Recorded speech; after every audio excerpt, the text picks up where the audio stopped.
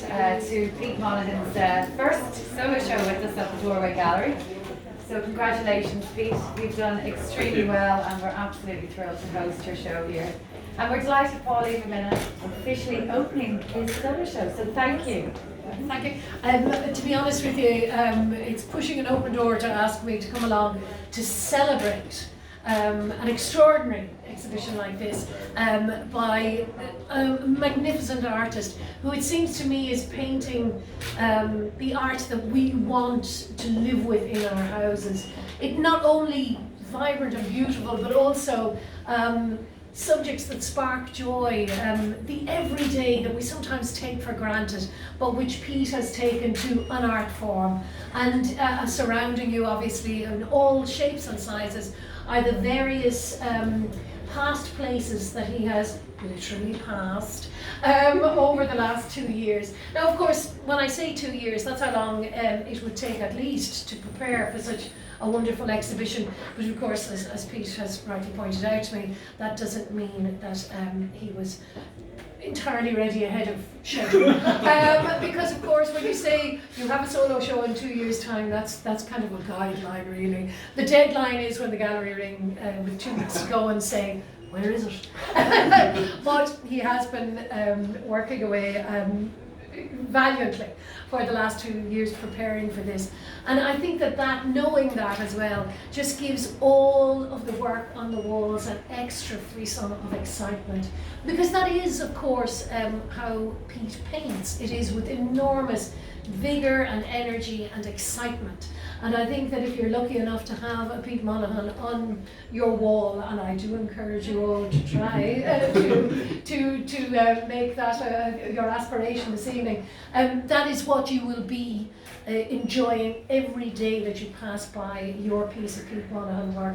It is a celebration of beauty, and also just a celebration of energy and what it is to be alive and to celebrate the things that we sometimes think are ordinary, but when you see them through Pete's eyes, they are, of course, extraordinary.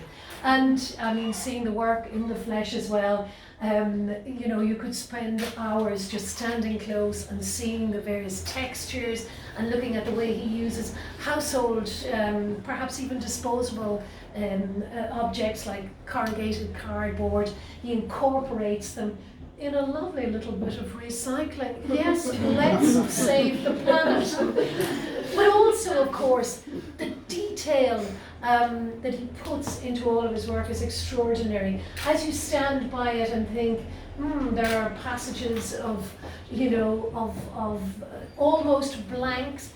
That's not the case, of course, at all, because when you stand close, you realise the activity in all of it. And of course, it says to me that whatever man-made objects he has decided to celebrate in his works, of course, he is also celebrating the earth that holds so many secrets that we choose to put our mark upon. And this is, of course, what Pete does when he makes his mark on a board with the most incredible colours and the most joyous of things. We all know that Maria Kondo says that if something doesn't spark joy in your life, you must shed it. Well, I can tell you that every single work on these walls by Pete Monaghan will spark joy in your life forevermore, if you're lucky enough to get one. So, that being the case, I do have to say to you all, as my best advice, go forth and multiply. That's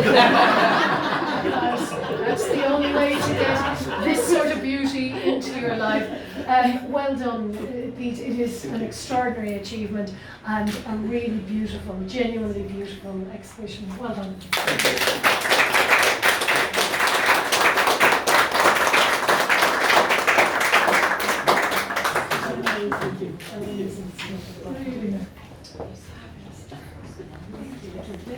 Shall I just say?